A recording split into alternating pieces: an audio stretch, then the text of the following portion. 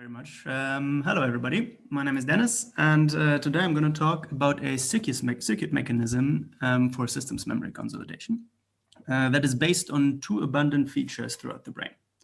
And these are Hebbian plasticity and parallel synaptic pathways. First of all, we know from all these amnesia studies in humans and animals that we need the hippocampus initially to acquire new memories, declarative memories. But later, for old memories, we don't seem to need the hippocampus for all kinds of memories. So there seems to be some kind of transfer from hippocampus to cortex. At the same time, this transfer seems to also lead to memory transformations. From something more episodic, detailed autobiographic memories, to something more general, semantic, structural knowledge. And this process is called systems memory consolidation. And while there are many phenomenological theories for systems consolidation, we don't really understand the mechanism. So today I'm asking the question what the mechanisms are for this memory reorganization and transformation. And I will introduce a theory that first of all assumes that this is not a two-stage process from hippocampus to cortex, but instead a multi-stage process. And I will start with explaining what the first consolidation step, or a single consolidation step in our model is. Let us consider simple forms of memories. That means cue-response associations. And let's assume that such a cue-response association is stored somewhere in our brain in a multisynaptic pathway, that is this blue pathway here. Such that after learning, if I present a cue, I have an input, a representation of the cue in the input area, which then leads to a representation of the response in the output area mediated by this blue pathway. Now, during consolidation, we assume that cues are reactivated in this input area, which will then reactivate the response in the output area. And with Hebbian plasticity in a parallel synaptic pathway, that is a red one here, now we can learn the same association because we have a causal relationship between the cue in the input area and the response in the output area mediated by the multisynaptic pathway. So effectively, the multisynaptic path here acts as supervisor for learning in the shortcut. Okay, let me exemplify this little circuit diagram here in the hippocampal formation, where entorhinal cortex projects to CA1 through two pathways, one via the shuffle collaterals, which is a multisynaptic pathway here in blue, and one directly through the perforant path. Now let's take the simplest case. That is, we have one single neuron in the entorhinal cortex and one single neuron in the CA1. And our cue-response association is just if the cell in the entorhinal cortex spikes, then the response should also be a spike in CA1, and we store this cue-response association in the shuffle collaterals. That means before consolidation, the perforant path, if we have a spike in entorhinal cortex here, will not lead to a spike in CA1, just a small EPSB in the CA1 cell. On the other hand, the same spike reaches CA1 with a little delay because of more processing here through the shuffle collaterals, which is now already tuned, which has stored the memory to produce that postsynaptic spike in CA1. If I now have spike timing dependent plasticity in this perforant path, I will potentiate this one synapse because I have a before post situation, even though the post spike was created by the shuffle collateral input.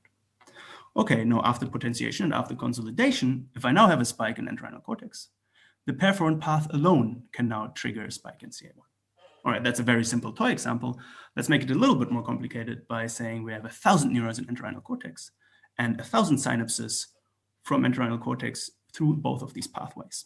And the only difference is, again, we have a little temporal synaptic transmission delay. So we don't consider any computation actually in CA3 right now, just for simplicity. Okay, and now we store a certain synaptic configuration in both of these pathways. One in the shuffle collaterals, which is the memory that we want to store, and another one in the perforant path synapses. And now if we run our model and with STDP in the perforant path, what happens is that the weight configuration from the shuffle collaterals will be copied over to the perforant path. And for this consolidation process, all we have to do is randomly reactivate these 1,000 neurons in entorhinal cortex, and the STDP does the job. Okay, so this is a very simple example with the same inputs and same representations. Of course, in reality, the representations are often different, and we do consider this in a navigational task with place cell and grid cell inputs, but I do not have time to dig into this. So I'm going to instead focus on some experimental evidence for our circuit mechanism. And for that, first of all, we need to add the next step of consolidation. So if we take a look again in our hippocampal formation, where the perforant path was just the first parallel shortcut, right? This perforant path is also a multisynaptic pathway that reaches subiculum via CA1, which has another parallel shortcut pathway here in green, which is the perforant path that reaches subiculum from entorhinal cortex. So we can reiterate the same mechanism now to consolidate a memory from the PPCA1 to the PP sub. Now, if this was actually the case, that memories were consolidated like this through the PPCA1, then we should need the PPCA1 only for a specific temporal window for memory retention, right? So this looks like a temporary memory buffer. And Raimondes and Schumann tested exactly that. So what they did is they trained rats in a Morris water maze task, where the rat has to find a hidden platform in a water arena. And they then lesioned the perforant path, the PPCA1 synapse here, at different times in this experiment and tested memory performance. And our model now can explain this experimental data from almost more than a decade ago, almost 2 decades ago. But I will start explaining what our model would predict and then come to the experimental results. Okay, so the way the memory performance is evaluated is by looking at where the rat swims in this arena and then counting the time that the rat spends in any of these quadrants. And the T here is a target quadrant where the memory, the platform was during learning, and that's where the rat should spend most time if it knows the memory. So our model now, I can't go into detail again for time reasons, but we assume that, so what we store here is now object place associations. And we assume that the place code is a noisy version of the actual place, such that we can use Bayesian inference to infer a probability map of the location given the neural activity, which gives us these kind of spatial probability maps that is basically the probability of the platform to be in any location. And we can calculate these maps from either only input from the Scheffer collaterals, only from the PPCA1, or only PP sub. And we can see that initially when I store an object place association for this platform here at day 0, the Scheffer collaterals learn this association. And then over time, this memory fades out while it's consolidated in the PPCA1 synapses, and over time it fades out again, and slowly it's consolidated in PP sub synapses. And now what we can do is we can test memories at different times. And what Raimondes and Schumann do is they test, first of all, short-term memory. In the control situation, we have this task. The rat has just trained to learn where the platform is. And now there's the memory test. And here now these bars show the time that the rat spends in each of the quadrant for the experimental data, and for our model, it shows the probability to be in that quadrant, right? And so what we find is for short-term memory, just after learning, the rat spends more time in the target quadrant. That's a correct quadrant, right? And then we can do the same test after 28 days, and it's the same thing. So we have short-term memory and long-term memory. And now we can ask, can we learn memories without the perforant path, the PPCA1 synapse? So what Raimondes and Schumann did is they lesioned the PPCA1 synapse before training. Then they trained, and then they tested short and long-term memory. So if we test short-term memory, that means just after training with not having a PPCA1 synapse or synapses, then we still see the same memory as in the control study. So that means it seems like we don't need to need PPCA1 during acquisition for short-term memory. And our model explains this by showing that the memory is stored in the Scheffer collaterals and we don't need the PPCA1 anyways. But how about long-term memory? So what Raimondes and Schumann showed, and what also our model shows, is that we lose long-term memory if we don't have the perforant PPCA1 synapses. That is, usually the memory needs to be consolidated through PPCA1 and into PP sub. But if we don't have PPCA1, we don't have the memory anymore here in Scheffer collaterals, and that's where the memory is gone. Okay, now we can ask, do we keep long-term memory when we lesion the PPCA1? Right, after we have acquired memories. So what Raimondes and Schumann did is they now lesion the PPCA1 21 days after training.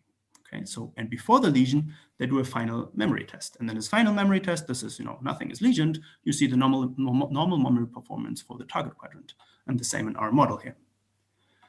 And then we can also do another test at the 30 days, so 9 days after the lesion, after enough time in between happened for consolidation. And we can still see that the rat spends more time in the target quadrant than in the other quadrants. And we can explain that because at the time of the lesion, the memory in our model was already consolidated in the PP sub. Okay, with that, we have explained a lesion study on PPCA1 lesions. Okay. So far, so good. So now we had 2 steps in our consolidation model.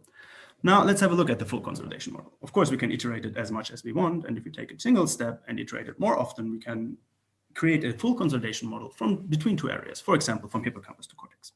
And I'm not going to go into detail here again, but if we decrease learning rates exponentially here with distance from the hippocampus, what we get is a power law in the forgetting curves when we look at the union of all the memory readouts in these shortcuts. So and this is something that's observed in memories in psychophysical studies in humans. And it's something that's theoretically shown also by Fuzzi and colleagues. Okay, so this is now all the memory transfer, but what we actually want to look at is memory transformation, and I'm running a little bit out of time. So let's have a look here. We want to be able to acquire semantic memories from episodic experiences. And we say episodic experiences are just collections of categorical variables. For example, you're in the park, it's a sunny day, and you're with Bob and his dog. And some of these variables are random and some are dependent. So there's statistics in the environment, and you want to be able to extract these statistics, for example, that Bob is always with the dog. And we want to learn such semantizations in this consolidation model. But first, we're going to go back again to the single step to understand how this works. In the single step, we store episodic memories in the multisynaptic pathway, and then we consolidate them in the shortcut. And now learning all the details of an episodic memory is the same thing, or sounds like overfitting on all the details of a single data point in terms of learning in a neural network. So we do not explicitly model here one-shot learning as we do somehow, but instead we assume that after we learned an episode, we have overfitted on that episode. So we overfit episodic memories here, and then we do consolidation. And this consolidation now depends on the learning rate here. And we said it's a gradual decrease in this cascade, but for simple case, now we assume that there's a very slow learning rate here. And there we assume to get semantic generalizations. And now we store our episodic memories such that we leave one variable out and reconstruct the entire episode. And the way this works is every day we store multiple memories in the multisynaptic pathway. And then during the night, we reactivate cues in the input area to have consolidation. And now we can test both pathways for episodic and semantic memories. The episodic memories, we can leave out one of the random aspects of a memory and ask to reconstruct it in one of the training episodes. That is, I'm asking you for a random detail in some of your experiences, right? Or I can ask for semantic memories, that is for some of the dependent parts. So did you learn that Bob is always with a dog? And I ask that not in a test episode, that's something that you didn't learn. That's like asking, imagine you're in the park with Bob. What kind of animal would he be with? So did you learn the rule-based information? And then we can look at both pathways for both of these memories. So we said we overfit on episodic detail in the beginning in the multisynaptic pathway, so the memory accuracy is perfect. And then over time, we store more memories, so the old memories are forgotten and we forget them. That's a forgetting curve here. On the other hand, since we overfit here, we can't generalize well. That's usually a trade-off, right? So this pathway can learn the details, but it doesn't learn the rule, the general one. On the other hand, the shortcut pathway here learns so slow that during one day, we don't learn anything. And since every day these aspects of the episodes are random, we will not learn anything over time. But on the other hand, the semantic generalization, we will learn over time. And that is because in each episode that we learn, Bob is with a dog, and the teaching signal during consolidation is always Bob is with a dog. And slowly over time, the shortcut pathway will now extract the statistics of the environment. Okay, so far so good. Now we have the case where this pathway overfits on all the episodic detail and can't generalize. In this case, we need replay of the cues in the input area during consolidation because this pathway only learned the specific experiences. But now consider a case where this pathway doesn't only overfit, but it also learned to generalize. If this pathway also generalizes, then we can use random reactivations here. Because if you have random reactivations and there's Bob in there sometimes, then the generalization will lead to a dog response and we have the correct teaching signal. So we only need to replay when the multisynaptic path can't generalize. And we don't need it. Random reactivations is sufficient if it can generalize. Okay, and now that was a single step. If you go to the full model again. I think we have to wrap up. Yes, it's the last slide. In the full model now, we have, of course, different learning rates, and we have more or less generalization and episodic memories. So we have spatial gradients here. Okay, and to summarize the whole thing, I've showed you how we can copy synaptic weights. I've shown you some experimental evidence in our theory. I've showed you the full consolidation model, and I've shown you how we can semanticize episodic memories. Thank you very much, and that's it. Great. Thanks very much, Denis, for your great talk. We have a question in the Q&A. It's quite long. Can you click Q&A to check it and answer this question? Yes, I have to stop the sharing Q&A. All right, let me see. Yeah. Hopefully the Zoom won't kick us out in 1 minute. All right, so the last one, cool talk. I'm a bit unfamiliar with the exact timings.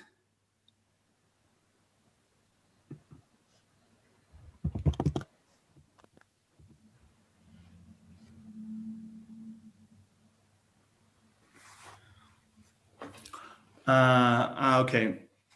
I am actually not exactly sure. So I believe that the transmission delays are something like 5, 10, 15 milliseconds, right? And the way I think of LTP and LTD windows is as long as the presynaptic spike comes before the postsynaptic spike, you know, they're different paradigms or tests, of course. I would have assumed that it's still potentiation. So you're saying of thinking of STDP windows where when you have a higher transmission delay, you get into LTD because, okay, I see what you mean. I thought it is biologically plausible. I didn't choose it actually because I didn't do that exact simulation. I can't really answer it. Yeah. Okay, cool. Thanks. We are running out of time. Thanks very much.